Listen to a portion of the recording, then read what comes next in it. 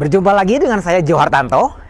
Di video ketiga ini, Anda akan belajar mengenai wealthy mindset formula atau formula berpikir orang-orang sukses, kaya, dan makmur. Bagaimana mereka mewujudkan mencapai tujuan-tujuannya. Untuk itu, selamat mempelajari di video ketiga ini. Oke. Nah, sekarang Anda lihat di sini, ini ada gambar semut. Anda pernah lihat gambarnya? Di buku Anda, di buku Properti Mesin ada ya. Jadi, kalau Anda sudah punya mental semut, itu ketika Anda menghadapi tantangan, ada tembok di depan sana, maka Anda nggak bertanya begini. Kalau semutan nggak gini, kenapa sih ada orang manusia iseng yang bangun tembok di sini? Itu kan nggak gitu. Tapi dia akan bertanya, bagaimana caranya? Ada tembok di depan sini, ada makanan di belakang sana. Saya dapat makanannya dengan cara memanjat, dengan cara menggali, dengan cara memutar temboknya. Kan itu yang dilakukan semut. Nah sama, kita juga harus mental semut. Ketika nanti teman-teman menghadapi praktek di lapangan, menghadapi tantangannya, jangan cek kenapa ya kok ada tantangan gini. Enggak, bagaimana ya caranya, ya. Oke. Nah, ini adalah salah satu prinsip yang tanpa sadar saya pegang selama ini dan saya kantongin di dompet saya sudah belasan tahun. Prinsip bahwa ya, obstacle don't have to stop you if you run into a wall. Jadi, tantangan itu tidak boleh menyetop Anda. Ketika Anda, if you run into a wall, ketika Anda menghadapi tembok, don't turn around and give up. Jangan berbalik badan dan nyerah. Ada tembok di mana situ. Tetapi figure out, cari tahu caranya, how to climb it, go through it, or work around it. Jadi ternyata tanpa sadar saya kemarin lagi buka beberapa hari yang lalu buka dompet, saya ketemu tulisan ya, waktu dulu kan belum zaman ini, waktu sebelum saya ke Amerika saya print, saya taruh selalu di dompet di balik foto anak istri saya. Kemarin saya buka-buka dompet, ketemu tulisan ini, ternyata prinsip ini gue udah pegang ya belasan tahun gitu ya, makanya sukses gitu ya. Oke, jadi apa ya moral of story-nya, kalau Anda punya mental seperti ini, prinsip seperti ini, Anda pegang terus, kesuksesan itu sudah ada di tangan Anda. Tinggal it's about matter of time, ya. Ketika kita naik gunung ada tembok ini waktu saya tahun lalu dengan Pak Joni dengan istri ke Himalaya, kita naik sampai ketinggian 6.000 meter, itu perjalanan ke puncak itu di akhir-akhir itu kita pakai gunung es dan tembok, dan di bawah sini itu jurang Bapak Ibu, bukan cuma tembok es gitu, tapi ini jurang di bawah sini. Tapi kita nggak berhenti, nggak nyerah gitu. Itu puncaknya di sana. Oh ada jurang ya, balik enggak kan? Gitu. Oh ada jurang ya, ada tembok ya. Gimana caranya ya? Walaupun ada tembok, ada jurang, tapi kita harus bisa sampai di puncak tujuan kita. Itu yang kita lakukan. Ayo kita manjat pakai tangga, kita pakai tali gitu ya, kita pakai ini gitu. Yang penting bagaimana caranya supaya bisa sampai puncak gitu. Demikian juga sama di bisnis, di transaksi properti juga sama, itu prinsip itulah yang selalu kita pegang. Oke. Nah, ada yang disebut wealthy mindset formula. Wealthy mindset formula itu be kali do sama dengan have. Be itu adalah apa yang kita pikirkan, apa yang menjadi mindset kita, apa yang menjadi perasaan dan mental kita di dalam diri kita. Be. Do itu actionnya ketika kita sudah melakukan sesuatu. Nah, have adalah resultnya, hasil yang kita inginkan, target, impian, goal yang kita inginkan. Ketika kita sudah berhasil mengelola be kita, sudah berhasil melatih, mentrain be kita untuk menjadi semakin besar, maka apa yang kita lakukan itu akan berubah hasilnya dan membuahkan hasil yang kita inginkan. Intinya seperti itu. Kalau kita lihat di sini, ini ada perkalian, kita jadikan angka 1 kali 1 sama dengan 1. B-nya 1, cara pikirnya, mentalnya, angka kita kasih nilai 1. Actionnya kita kasih nilai 1, maka 1 kali 1 hasilnya 1. Kalau sekarang seseorang pola pikirnya tidak berkembang, cara mengatasi mentalnya segala macam tidak berkembang, usia boleh tua 40 tapi kelakuan masih seperti anak ABG, pola pikir seperti anak BG, mentalnya seperti anak ABG. Tapi dia rajin action. Dapat nggak hasilnya? Dapat. Tapi setengah mati Bapak Ibu. Seperti yang saya lakukan waktu 2 tahun di Amerika, kerja 16 jam, 18 jam sehari, 7 hari seminggu, 365 hari setahun, nggak pulang-pulang ke Indonesia, punya 3 pekerjaan. Karena pola pikir saya belum berkembang. Mental saya waktu itu mental habis bangkrut. Masih banyak kepahitan, sakit hati, trauma segala macam. Yang saya bisa lakukan hanya kerja, action, dapat hasilnya tapi capek. Pengorbanannya luar biasa. Tapi ketika saya memperbaiki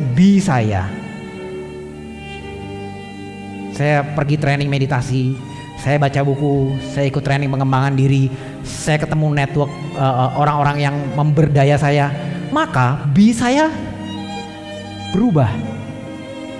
Ketika saya berubah, actionnya cuma satu aja, hasilnya sama. Makanya itulah kenapa sampai sekarang saya tetap belajar, ikut training, sehingga supaya apa? Supaya B-nya makin lama makin besar, sehingga yang actionnya nggak usah terlalu optimal, hasilnya optimal, gitu. Ya, nah. Apa yang sekarang Anda sedang lakukan dengan hadir di kelas ini ada sebenarnya salah satu caranya membuat B Anda makin membesar, knowledge Anda diisi, ya, mental Anda dengan belajar dari orang yang lebih sukses, dari teman-teman alumni yang sudah nanti sharing kesuksesannya segala macam, Anda bisa terinspirasi, itu nanti B Anda makin lama makin besar, ya. Oke. Nah, ada seseorang terkaya di Indonesia, salah satu orang terkaya di Indonesia, konglomerat di Indonesia, dia mengatakan begini, kita harus mulai dengan sebuah mimpi. Ini ini ya nggak jelas, warnanya merah. Nanti Bu Wewe tolong saya diingatkan ini diganti jadi warna kuning kayaknya supaya lebih jelas. Warna merah. Dengan sebuah mimpi, gitu ya. Seorang pengusaha mesti selalu berinovasi, tidak pernah menyerah, berpikir dalam 3 dimensi. Orang ini masuk dalam daftar 100 terkaya di Indonesia. Dulu sebelum tinggal di Jakarta, dia berasal dari sebuah kota kecil di Sulawesi yang namanya Parepare. Kebetulan ada salah satu peserta Pak Tri dari Parepare, ya. Nah, dia dari kecil sudah ditinggal ayahnya. Waktu itu dia cerita dia harus sekolah setiap hari berjalan kaki 6 jam hanya untuk sekolah. Tapi sekarang dia menjadi salah satu orang terkaya di Indonesia, kebetulan di bidang properti.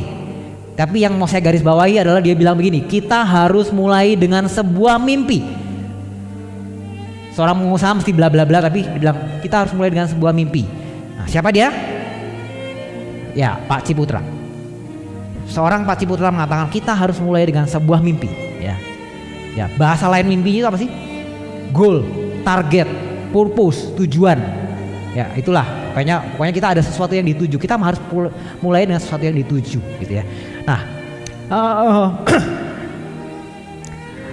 kenapa, gitu ya? Kenapa kita harus punya dream? Dalam bahasanya Pak Ciputra, kita harus punya mimpi, gitu ya. Kenapa harus kita punya mimpi yang besar?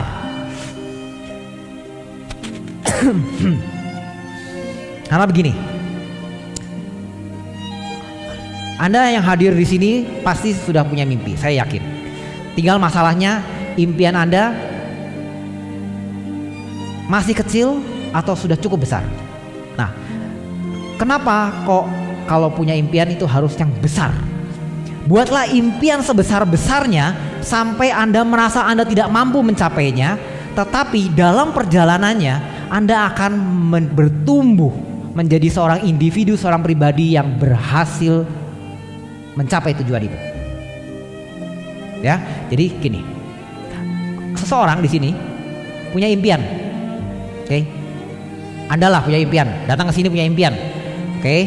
Mau memperbaiki hidup, mau menjadi lebih makmur, mau menjadi lebih kaya, mau mempunyai aset yang menghasilkan, mau passive income, impiannya gitu.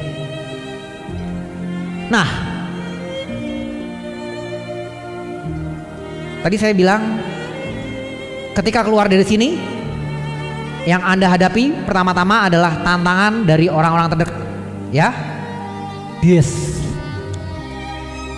Kira-kira Anda bisa ngelihat impian Anda nggak?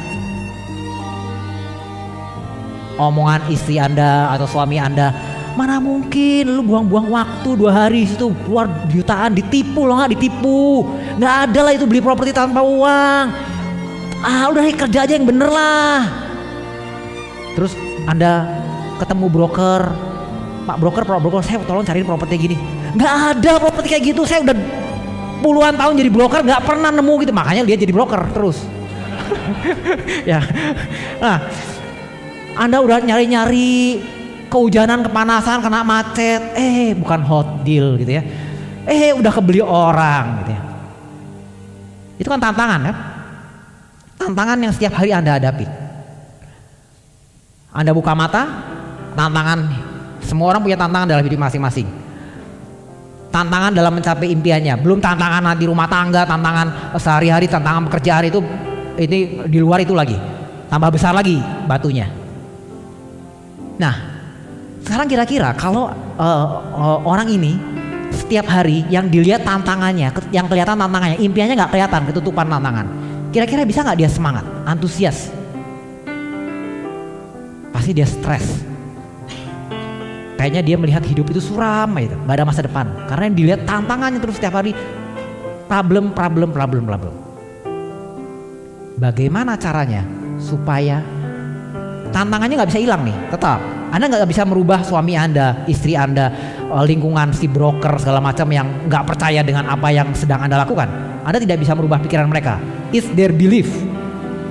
Tugas Anda adalah meyakinkan diri Anda, membuat belief Anda semakin kuat. Bukan tugas Anda merubah beliefnya mereka. Oke? Nah, sekarang bagaimana caranya dengan ini?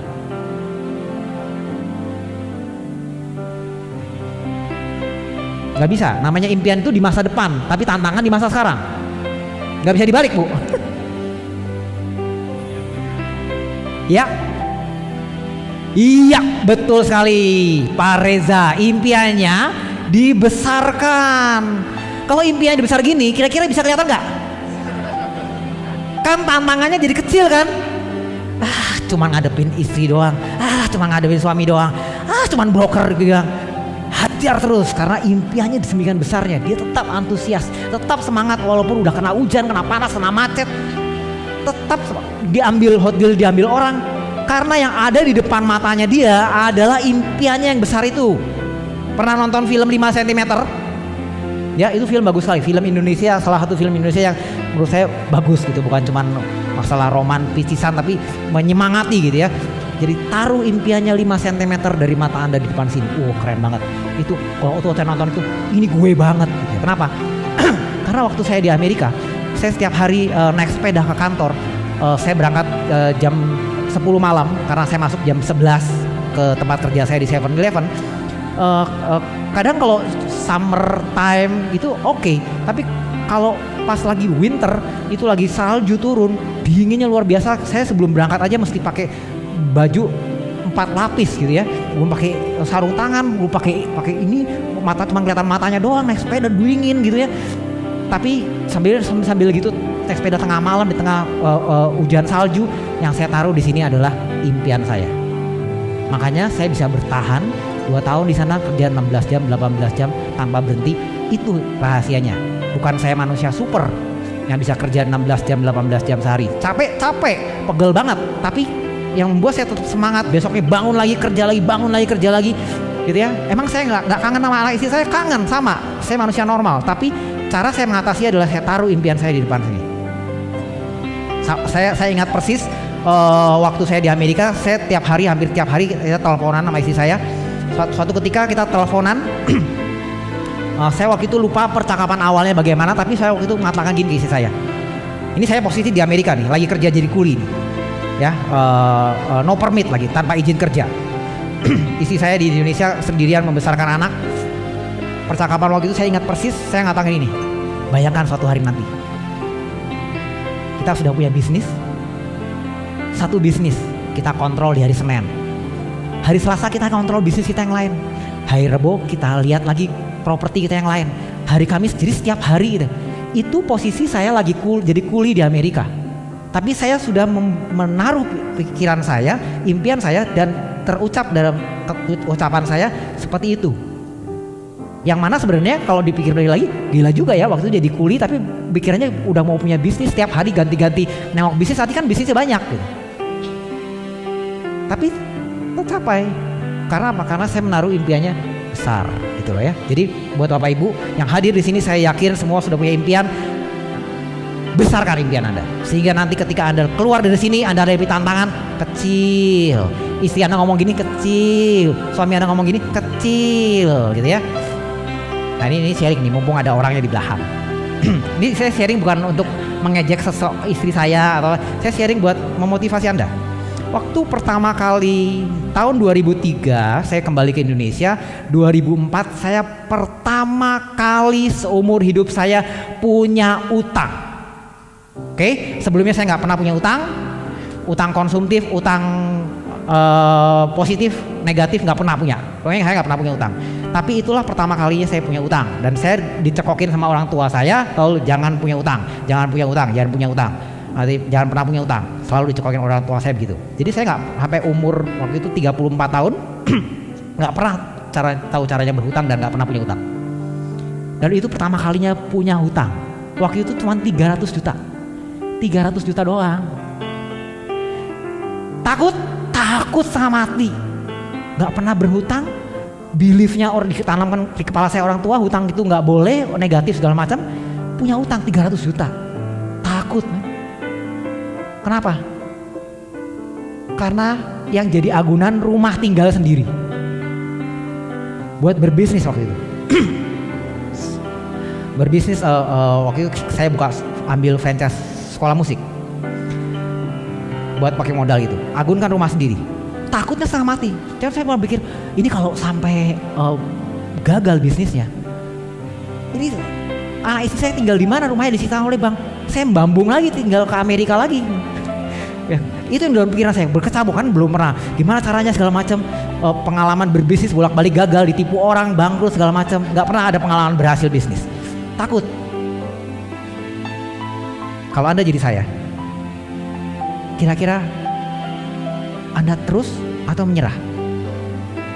Jangan utang deh, kan kata orang tua juga nggak bagus. Mungkin sebagian Anda terus, tapi tunggu dulu sampai orang yang paling dekat dengan Anda, istri Anda atau suami Anda mengatakan begini, kalau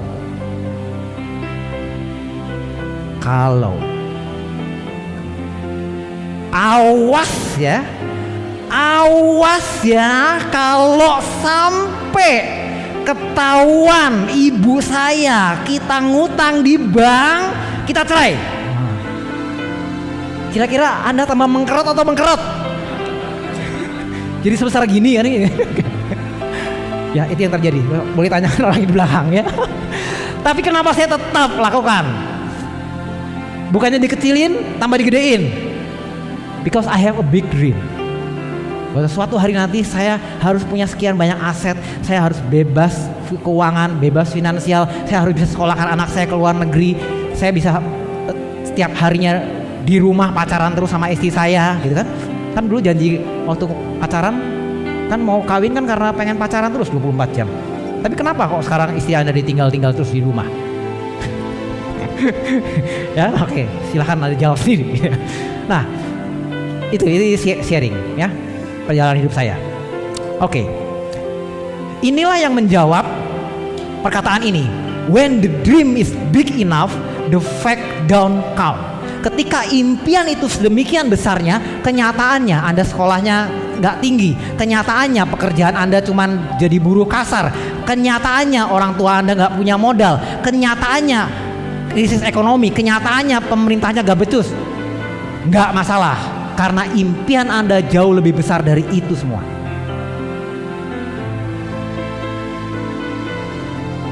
Kalau apa yang Anda hadapi sekarang, kenyataan yang Anda hadapi masih menjadi masalah, artinya impian Anda kurang besar. Your dream is not big enough. Selamat, karena Anda sudah mempelajari 3 video series membangun kekayaan melalui strategi investasi properti yang cerdas. Itu menunjukkan bahwa Anda adalah seorang finisher. Seorang finisher adalah orang yang berhasil menyelesaikan apa yang sudah dimulainya. Saya yakin Anda sudah belajar banyak hal dari 3 video series serta PDF atau e-book yang sudah diberikan. Tetapi tentunya saya juga tahu bahwa Anda ingin mempelajari lebih detail, ingin mempelajari lebih jauh bagaimana strategi membangun kekayaan melalui strategi investasi properti yang cerdas dengan tanpa atau minim modal seperti yang saya lakukan dan juga banyak sekali alumni Property Cash Machine yang sudah lakukan selama ini. Nah, untuk itu saat Anda ingin mempelajari lebih lanjut, lebih jauh tentang strategi membangun kekayaan melalui investasi properti yang cerdas, saya sarankan Anda untuk mempelajari, membaca buku Property Cash Machine yang sampai saat video ini direkam, buku Property Cash Machine ini telah dicetak ulang puluhan kali oleh penerbit terkemuka di Indonesia dan sudah dibaca oleh lebih dari 50.000 pembaca buku Property Cash Machine. Nah, silakan Anda pelajari dan klik tombol order buku Property Cash Machine yang ada di bawah ini. Jika Anda beruntung, maka Anda juga bisa mendapatkan bundle buku bestseller lainnya yang saya tulis. Serta Anda juga berkesempatan mendapatkan bonus senilai ratusan ribu serta free ongkos kirim. Silakan Anda klik tombol yang ada di bawah ini untuk mengorder buku Property Cash Machine serta mempelajari lebih lanjut dan lebih detail caranya membangun kekayaan melalui strategi investasi properti yang cerdas dan tanpa atau minim modal. Johartanto, salam sukses berkelimpahan.